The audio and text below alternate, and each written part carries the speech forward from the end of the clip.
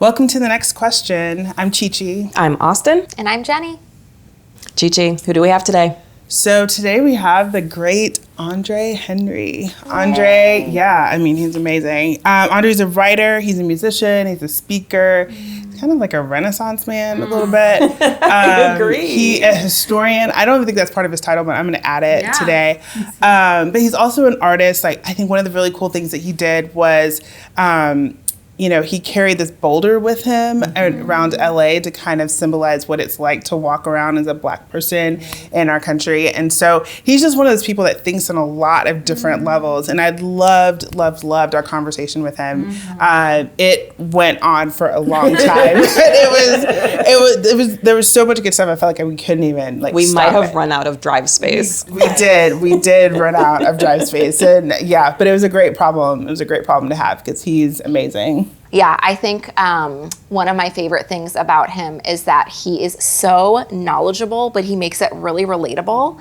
And you feel like you're in like this advanced history class, but he's just speaking truth to you. And he is creating an invitation that, he has kind of his mantra is it doesn't have to be this way. And so I think he does a really beautiful, he's seen where we've been. He paints this bleak past picture, current picture, and says it doesn't have to be this way. We can do something about the realities of today by organizing, by joining together, by creating artistic revolutions. So I found myself really swept up and really encouraged and energized by our conversation. If someone is looking for hope, this is it. This is the episode. Yeah, I loved it. So are we ready to go? I'm ready. It's time for the next question.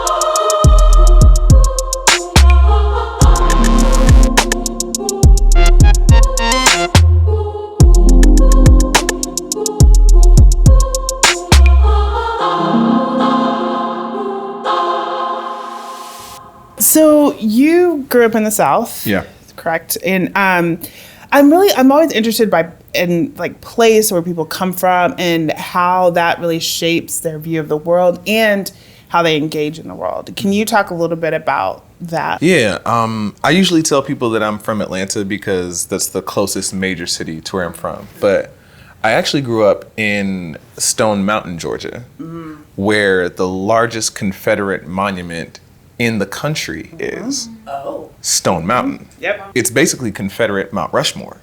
Wow. Have you seen it? Yeah. It is the largest carving of its kind in the world, and it is the largest Confederate monument in the country. So what is it of? It is of 3 famous Confederate generals, including Jefferson Davis, the president of the Confederacy. Right. The head dude. All on horseback.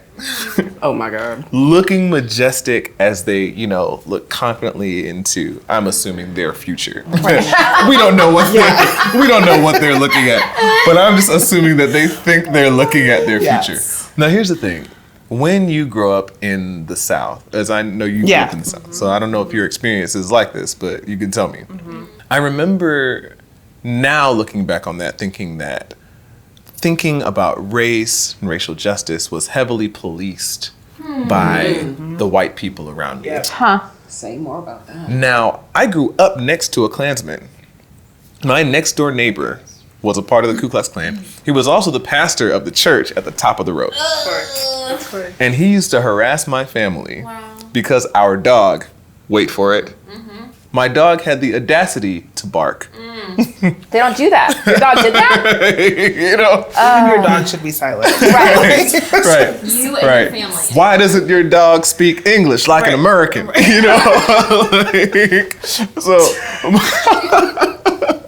My brother, my older brother, literally, this man pulled a gun on my older brother for walking our dog through the neighborhood. And so I'm just saying that I was familiar with racism growing up. But I remember when I would speak about instances of racism, not that one, because that was overt, but if I'd said that, I feel like this happened because because we're Black or because I'm Black, people would hop on you really quick and say, you're playing the race card, da-da-da. So anyway, I realize now, looking back at growing up in the shadow of Confederate Mount Rushmore, how that has shaped me now is I'm able to recognize that then. I think if I'd grown up in Atlanta, it would have taken me a lot longer to start doing racial justice work if I had spent my entire life there. But when I moved away to New York City, I moved to Los Angeles, where that kind of heavy policing was not on what I was doing. I was able to reflect back on that time and to see, like, wow, like, this is partly why I did not even really understand my own experience as a Black person growing up, is because people actually were invested in not letting me. It's such a big part of, like, I remember in high school, like, a friend of mine, we were friends. I didn't, I remember he had like he came into school one day with a huge Confederate flag in the back window of his pickup truck. And I just remember saying, like, oh, I don't feel like comfortable with that. Like, I don't know, we were like going, and I was like, why do you have that? And I just remember when he was like, well, why wouldn't I? It's just part of like my culture and part of my heritage. My my great grandfather, fought. And I'm like, and I'm trying to explain to him, and he literally did, like, and it's like I'm the crazy one, like, not very comfortable, and I just breaking into the issue, exactly. And I just, but like, there was so much of it that was just, I don't know if this was the thing, it was just normal. Like, this is just how things are done, Like, when I was going to college, I remember my parents would be like, you can't stop in these towns to get gas. If you're going, like, keep driving. And I remember going to college not even thinking that was, I'm like, oh yeah, that's just what, you don't stop there. So it wasn't like, and now I look back, I'm like, I should have been up in arms. Like, I should have been, but that's just not. It's all you knew. Yeah. But that's not how you grow up in that culture. No. Exactly how you said it's normal. Like, so I mentioned Stone Mountain because there's a very strange ritual around that mountain for the 4th of July. Oh, God. Oh, my God. Now, my parents are immigrants. They're from Jamaica. Okay. So their experience of racism, anti-Blackness is just different, so the way that they even looked at things coming to the States is just entirely, I mean, your parents are immigrants too, right? Very different, right? So on the 4th of July, every year growing up, my mom would take me to Stone Mountain because they would have this huge, it's a 4th of July thing. Right. Now, there's a laser show at Stone Mountain. Have you heard of the laser show? No. So basically, with these lights, they trace those Confederate generals. And they animate them. So that at the end of the 4th of July celebration, these Confederate generals march again. Oh my gosh. The South will rise again. Are you kidding On me? the 4th of July.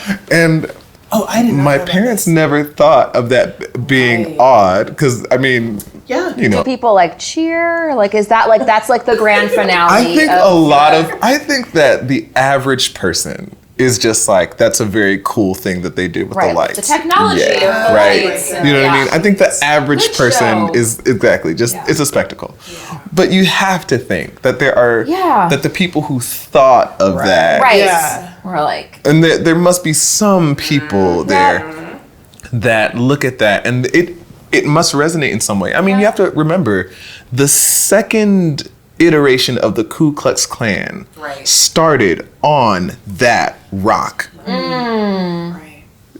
So, is it coincidence? Or not? Methinks not. Probably not. But they would say it is, right? Some people would, if I had put that together as a teenager, right, someone would have been like, "Oh, you're reading too much into it." It's just a historical. It's just part of history. Yeah.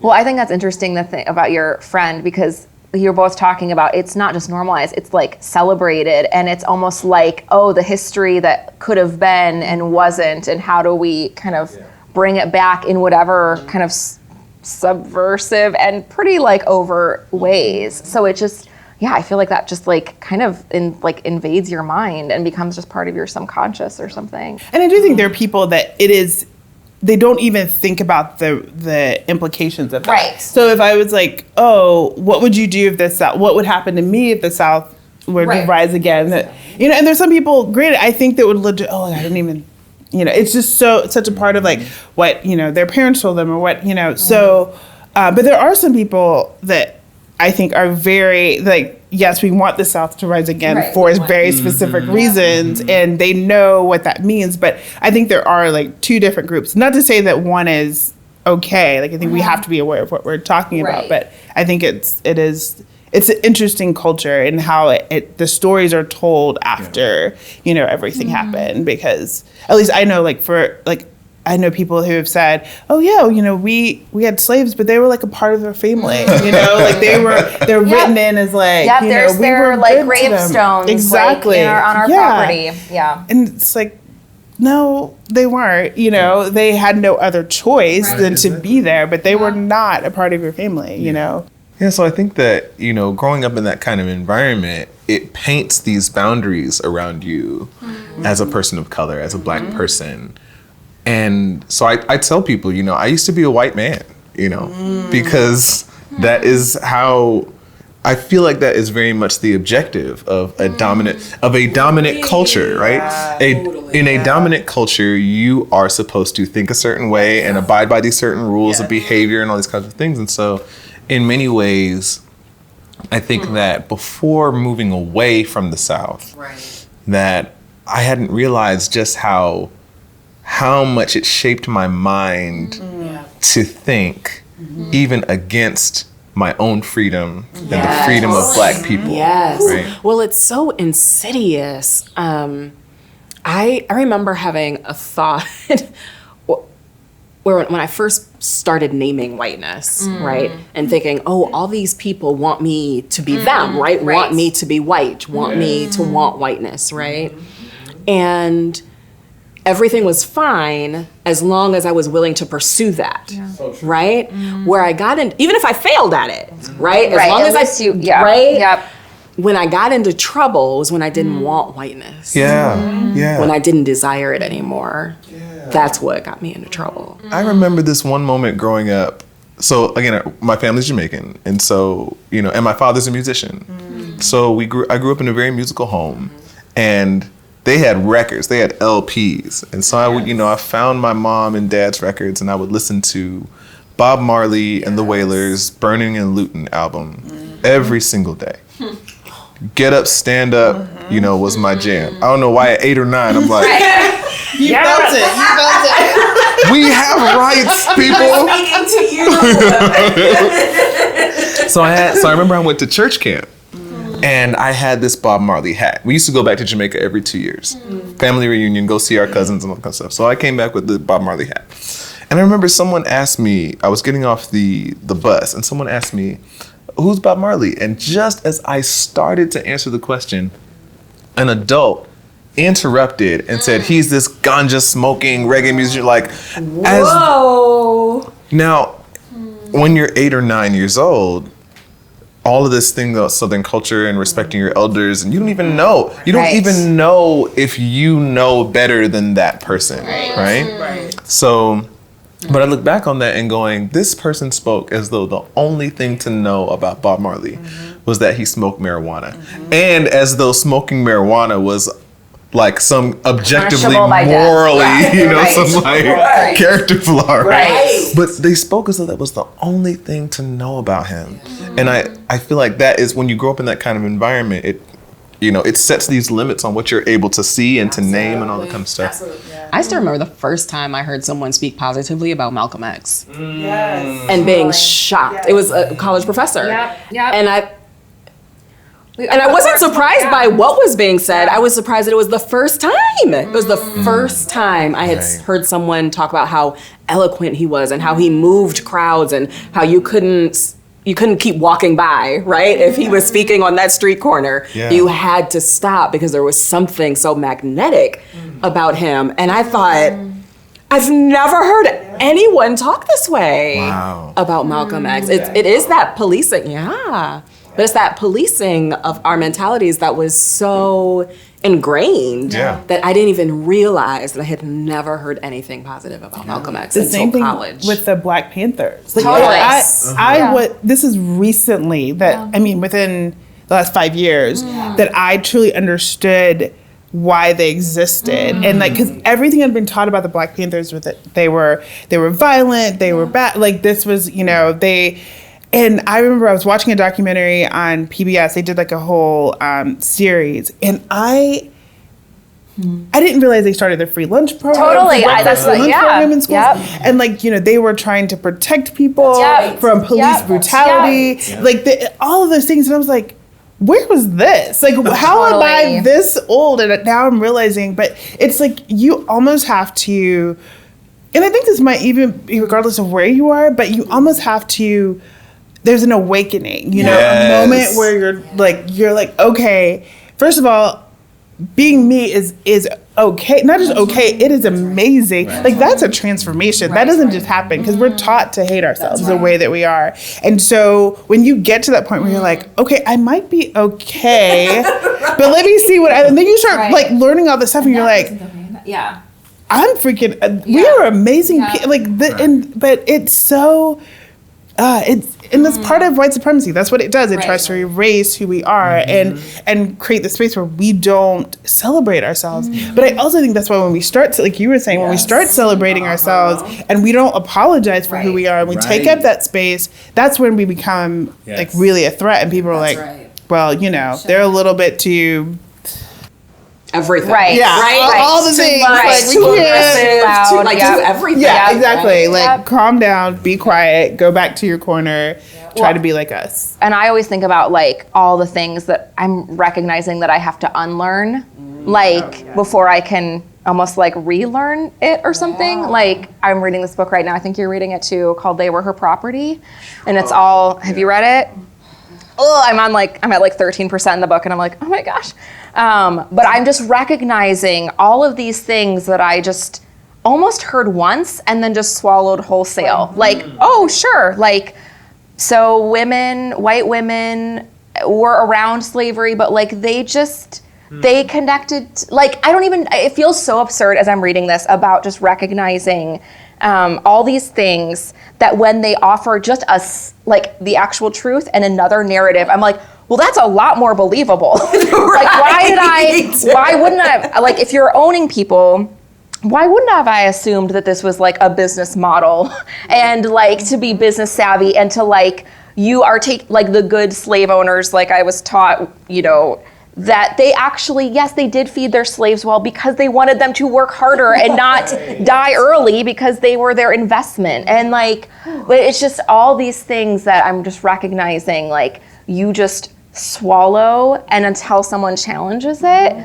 you're not gonna do, and I feel, I am like a 36-year-old woman and have been in these conversations since I was 20. And there's still so much that I'm looking back that I'm like, okay, I have to like unlearn that and rewrite that narrative. And it's just, it's me. I mean, right now I have 2 sons. One's going into kindergarten, and my husband and I are really having conversations about when do we start talking about like slavery. And so there's these like little kids books that we have, and there's one on Harriet Tubman, and we've really gone back and forth on, like, he has the Maya Angelou one already, but I'm like, when do we have these conversations? And I'm like, we need to have almost like, he needs to have something in his, like, almost like we're depositing in his like anti-racism bank, so that when those messages come his way, he has something to push back on. So it's not just like all he's getting are there's no other narrative, right? Are like white supremacy narratives, and so it's just because I am boggled of the things that I still am finding myself that I'm like, how did I not know this, or how did no one else challenge this for me? And it's really upsetting.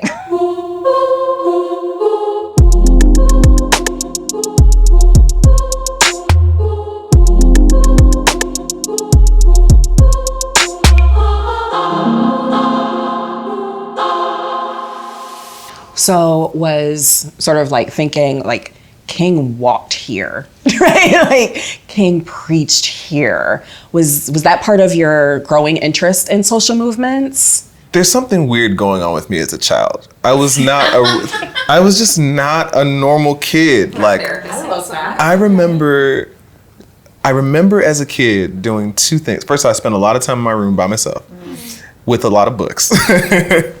And there were two books that I kept with me. One was my 4th grade social studies book because the story of the American Revolution was in there.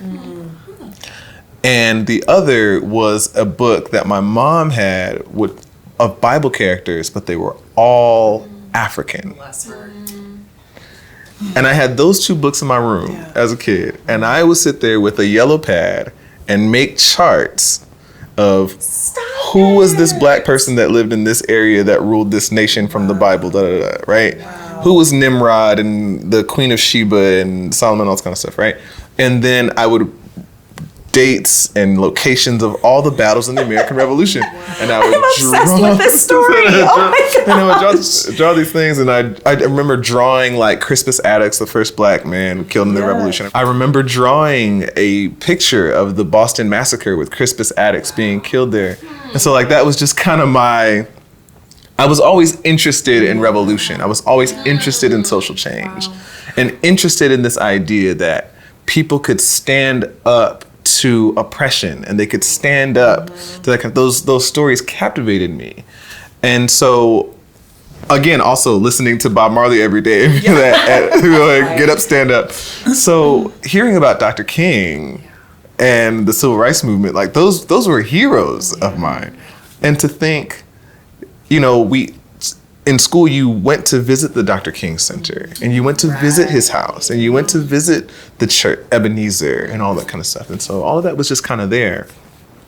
But also growing up in, I don't even want to say in the South, like in America, we don't know how to address the fact that this stuff is still in the air. That's right. And so for a long time, I just thought there wasn't much freedom fighting to do.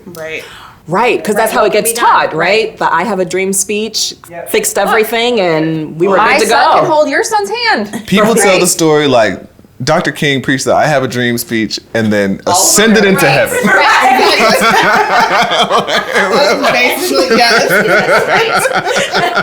The end. Right. Yes, exactly. Like the end of a Disney movie. The candle turns back into a man, so does the dresser, and like the curse is just lifted off of America, and we lived happily ever after. So I thought there was not much freedom fighting to do, until I, like you mentioned, had an awakening to realizing, no, not only are the things that I think I'm experiencing real, it's a part of a pattern that many people are experiencing. There's like a playbook here. Yeah. It is amazing how we've whitewashed MLK. And I'm glad there's MLK Day. But I will stay off social media those days because it is everyone posts something, and that's like our tribute. And if people actually do, and we picked the quotes that are easy, but if people actually dove into his work, I mean, it was revolutionary, and it's just. There are just parts of, and I think in ways like we forget this about Jesus too. I think we do this for Jesus. We forget, we only teach certain parts of it, and then, but we don't actually, okay, I won't go there. But in the Gospels, what Jesus was teaching, that was talking about flipping over the kingdom. This wasn't He was turning it upside down. Exactly. Yeah. And I think, but again, we pick and choose, and we don't really dive into the context of what, of where Jesus lived. But if you look at MLK, the same thing. We forget, like, when he died, when he was assassinated. Yes. Yeah. First of all, like, he was getting ready there was this poor people's movement that was happening. Yes. And so it wasn't, and we were talking about class, and he started talking about class and, the economics. Hello. I mean, when you start talking about money and how do we, change people's places, that's when, I mean, yes, race is a big thing. They're tied together. You can't. Exactly. Yeah, you can't. But I think we forget that there were some big things that he was talking about, and there were a lot of people that were not They're like, yeah, that's not happening. Yeah, like we, you know, and he can actually get people to do things. You know, and when you start bringing, you know, and it starts crossing race lines, you know, because if we all mobilize, like we could actually do something. Yeah. But like, I think the system is always about keeping us apart. Oh yeah, I mean, when we talk about Dr. King, first off, have you read The Radical King? Dr. Cornel West curated a bunch of Dr. King's writings and speeches, and if you read it fast, if you read it in a week, you see the development of King's thought. Like he's like it's like a time lapse, right? Right. Yeah, he wasn't just stagnant. But another thing you see is that King was talking about economics from the start. The March on Washington is called, the name of the event is the March on Washington for Freedom and Jobs. And if you read the actual speech, right, so much of it is about poverty, right? Blank check is where it starts, or bad check is where it starts. Now, I Have a Dream portion is like the last 7 minutes of the speech, you know, and he wasn't planning to say it. Oh, really? Yeah. Who was it? Was it Marian Anderson that was standing down there? Who said, "Tell him about the dream, Martin." Yes. Right? I forgot about that. So my thing is that people focus on Dr. King's message of us coming together. And they forget that Dr. King was talking about us coming together for a purpose. Dr. King was talking about us coming together for nonviolent civil resistance until there was racial justice in this country. It was not just let's hug one another, let's just hug it out, you know? And that's where we get lost on him. You talk about this, and I think it was maybe the talk that you gave at Caltech on I think it was MLK weekend, but this may not be right, but I'm just gonna say it. You talk about somewhere about how we have kind of missed out on this notion of, or the need for endurance in the movement. Especially like when we take lessons from the past and bring them to today, and we're like, well, why isn't that working? You know, we had a protest, you know, and nothing changed, you know. But I'd love for you to talk a little bit more about that, because I think that there's some lessons there for. This is my jam. I love talking about civil resistance and nonviolence. And when we talk about what we saw with the civil rights movement, a lot of people think that they just marched. Right. We have a misconception about social movements in general, that they happen spontaneously and they spread like wildfire. But those who are in that field will tell you there are two types of movements: spontaneous and successful. Wow, I love that. Which one you want to be? Yeah. Right. That's good. And so the civil rights movement was, first off, highly strategic. When they planned the Birmingham movement, for instance, they planned it, first off, they trained so that people would be able to maintain nonviolent discipline. This was very important for them, for that particular movement. But they also went in and they talked to shop owners about their plan to do resistance. And they got some of those shop owners to change their policies before they even got there, because they knew they were gonna lose business. They knew the terrain of the area. And they timed it so they had one group going to the lunch counter, and by the time they were arrested and being carted off to the jail, the next group would be on its way. They planned it down to what they would wear and how they would speak. And they also planned it so that when they kept taking those groups to the jail, it would overwhelm the jail system. They planned all of that and coordinated that intentionally. And the thing is, when we're talking about building movements right now, we're talking about resistance and protests. We're not thinking in that highly strategic way, because you see what they did was they put the powers that be in a dilemma. If they arrest us all, the jail can't handle it. But if they don't arrest us, they set a bad precedent. They can't just have us running around here, doing breaking laws. You know, and so, but that is a key principle in doing this. And so, I've gone a little bit too deep, but I'll bring it up into the bus boycott. Right? Is that people don't realize that these people boycotted the buses for over a year, and they started in December. That's right. Yep. That's cold.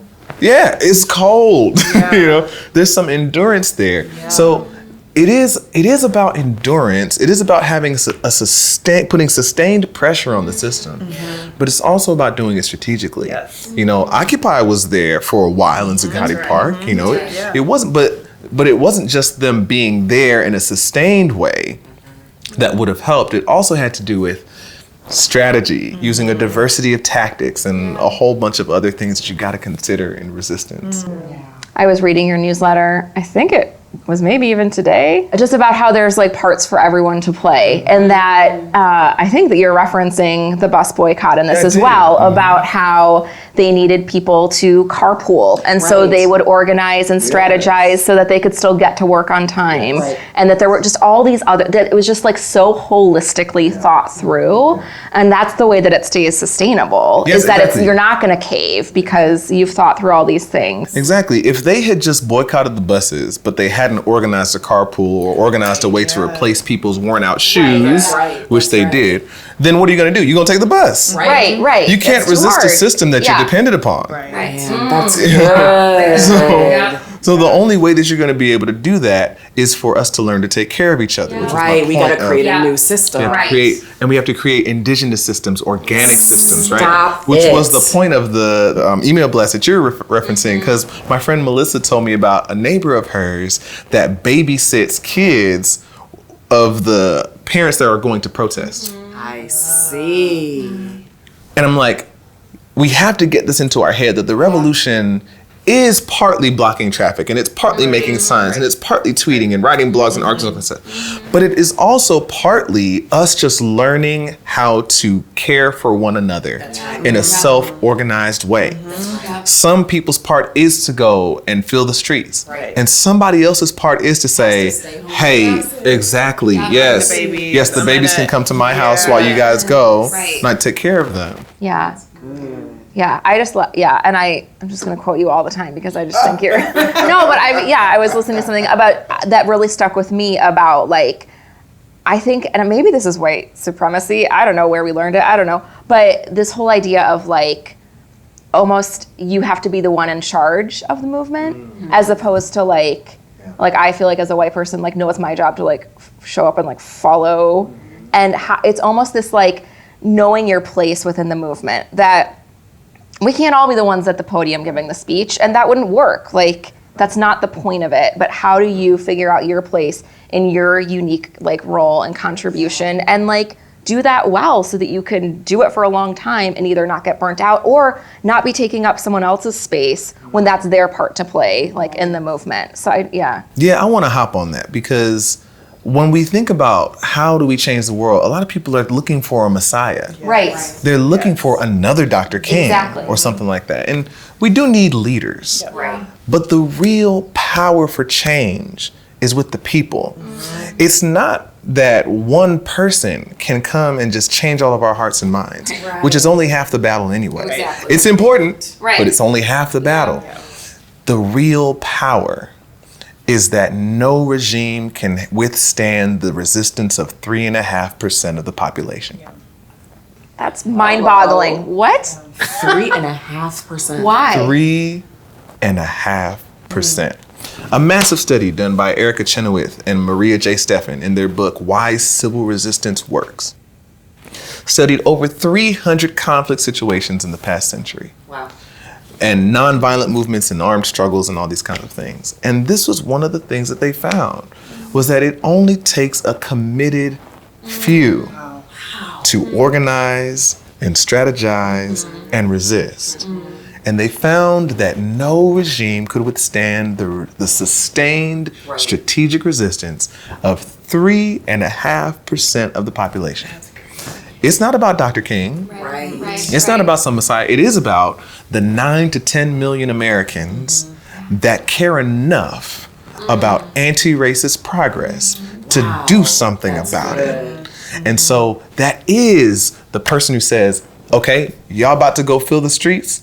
The kids can come over to my house, right? Oh, these organizers who are underpaid and under-resourced, okay, we got a home-cooked meal for them at my house. Right. You know, it's us. It really is us learning to take care of each other. Right. I've been thinking about the role, and I think what we're talking about is the role of civil society, right? Like, is the self-organized citizenry, understanding that we have the power to have any society that we want, and that we have the responsibility to pursue it. I think this notion of power is so important because we so often think of power as being held by the president or the CEO or the, right? And I love how you turn it on its head when you talk about power. Yeah, I'm very much, this comes from Gandhi, from Tolstoy, from Gene Sharp, which, you know, King was heavily influenced by Gandhi and these others, and he was friends with Gene Sharp. You know, Gene Sharp being a movement scholar that he's done probably the most to give a systematic study of nonviolence, and underneath it is a philosophy of political power. That is exactly what Austin said, is that we think of power as like this coffee mug on the table.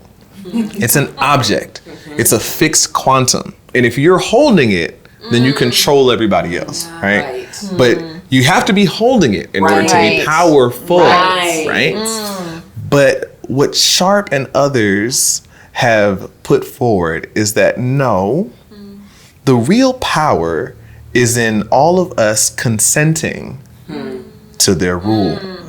It is consent that is the power. So this situation that we have at the border. Donald Trump by himself cannot capture migrants, process them, separate their families, try them, produce fear-mongering media, and all the other tasks that need to be done in order for it to happen. He needs the cooperation of millions of other people. That's right. He needs their consent. And without their consent, you can't capture and torture migrants if there's no one that's willing to do it. Right?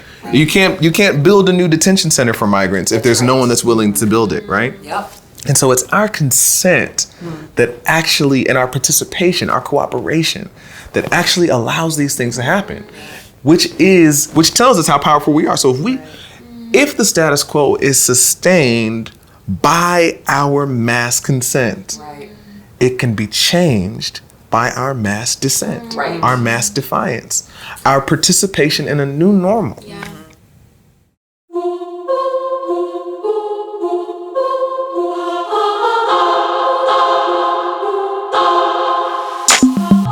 We don't know how to address the fact that this stuff is still in the air. People tell the story like Dr. King preached the I have a dream speech and then ascended into heaven. Especially in anti-racism work, I say Black women are 100% experts regardless.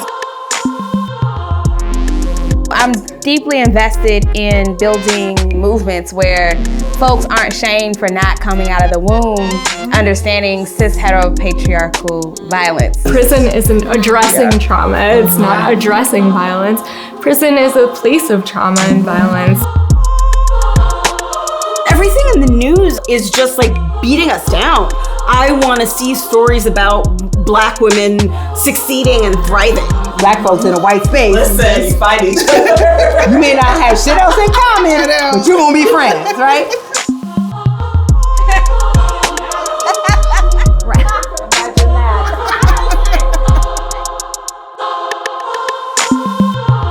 I love all the warm-up questions. I really I was like, hell, we're here.